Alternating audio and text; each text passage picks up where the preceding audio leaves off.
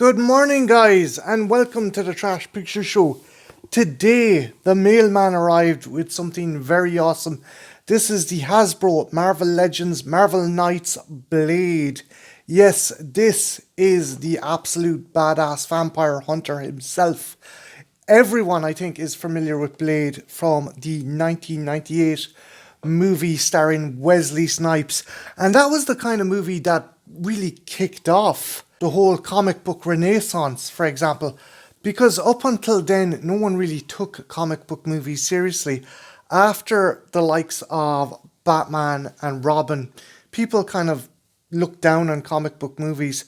But New Line Cinema made a very serious and kind of mature comic book movie. And then the likes of, say, X-Men and Spider-Man followed. But it really was Blade that made comic book movies legitimate again. And that comic book movies could be more than just kids stuff. But yeah, again, Wesley Snipes was absolutely badass. I think he was the embodiment of Blade. The redesign was a really good idea because the original Blade done by Marvin Wolfman, yes, a guy called Wolfman wrote a comic about a vampire killer. That's ironic. He made Blade look very much like Shaft. He had an afro and he had a very kind of wide-brimmed collar and unopened shirt. And the character did improve as years went on, but by and large, it wasn't the character we came to know and love as the Wesley Snipes version of Blade. And ever since, subsequent comics have kind of ran with that design and look. Let's have a look at the figure. So here is the box. Nice window box. And you can see there Marvel Knights, Marvel's Blade, Marvel Legends. You got the figure. You got the build a figure kind of parts. You have his weapons. Flip it to the back. There is a picture of Blade. Marvel's Blade, destined to hunt vampires and destroy the evil of the world. Blade is a vampire-human hybrid with the greatest strength of each. And there on the side, and there on the side, there's a picture of Blade. That's a really cool picture, actually. But again, yeah, I think ever since the 98 movie, the design of Blade has kind of resembled the Wesley Snipes adaptation. And yeah, for the better, as I said, because it was kind of cheesy. But yeah, guys, I'm going to pause the video here. And when I come back, we shall have a closer look at Blade. Don't go anywhere. I shall be right back. And we are back. And here is Blade out of the box. So before we look at the accessories, let's have a look at Blade himself. And the face sculpt. And I am loving the face sculpt. That is pretty cool. That is pretty awesome. Blade has a very kind of distinct face sculpt there. And the fangs.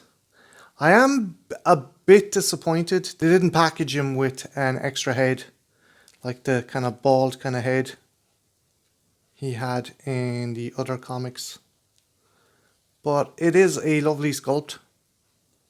Like the hair and stuff. It's pretty cool. Articulation wise, there is a bit of limited articulation. I'm not going to lie, that's a bit disappointing. How does he work on the joints? Butterfly joints are fairly good, not too gummy. But the arms, I wish they could go up a bit more. I don't know. Maybe it's just me. Leg wise, yeah. He's got the butterfly joint in the knee. Goes down. There is a swivel in the waist. And there is a bit of crunch in the torso. But not too much give. And I can understand why. Because there is a sheet on the back. And there's nice detailing on the sheet, actually. It's well detailed. And the jacket, there's the kind of folds and stuff on the jacket is pretty good. But yeah, he's a cool figure. He's a badass figure. I just wish there was a bit more articulation and the shoulder joints. I have seen videos where people have found different hacks to do it, but all the hacks I've seen seem to be kind of cutting back here, but it seems to be more of an issue here, but that's just me. But it's a cool figure. And yeah, again, I like the head sculpt. Other accessories he comes with includes this. Can't be blade without a katana. That's nice detailing on that. That's pretty cool. And goes in here. And judging by the shape, it goes in this way. Yeah, it goes in nice and neat. Other weapons he has are these kind of shuriken knife tins. Kind of like the ones he used when he entered the disco at the start of the first movie. They're pretty cool. And just the kind of the brown wrapping in the middle. Just to differentiate the colour. It's pretty cool. It's pretty awesome. Also comes with 2 wooden stakes. So yeah, this is old school. They haven't forgotten Blade's roots. So they give him 2 kind of badass wooden stakes. And he also comes with alternative hands, which I will switch out. Put that one in there. Put the stick in his hand.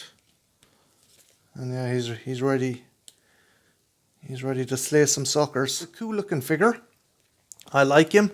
The kind of shoulder articulation is an issue. Now maybe they're right. Maybe I do need to do a bit of shearing on the jacket. I don't think I will though, because it's such a nice sculpt on the jacket. It's a nice sculpt full stop on the figure.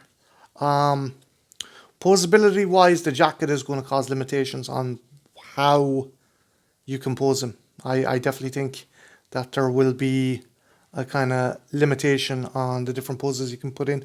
I've seen people, they've removed the jacket, and yeah, that for me is a bit dubious. I would be terrified of essentially destroying the figure and not being able to kind of fix him or get the jacket back on.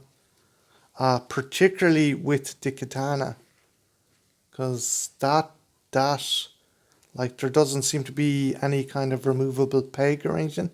That's in there, and I do not want to make shit of the figure. So yeah guys, I'm going to pause the video here, and when I come back we shall put Blade up against some other Marvel Legends figures. Don't go anywhere, I shall be right back. And we are back, and there is Blade in my alleyway, and let's do some size comparisons. So first off, I'm going to start off with an older Marvel Legends figures. This is Blade's sometimes nemesis, sometimes ally, Michael Morbius, the Living Vampire. So let's put him next there.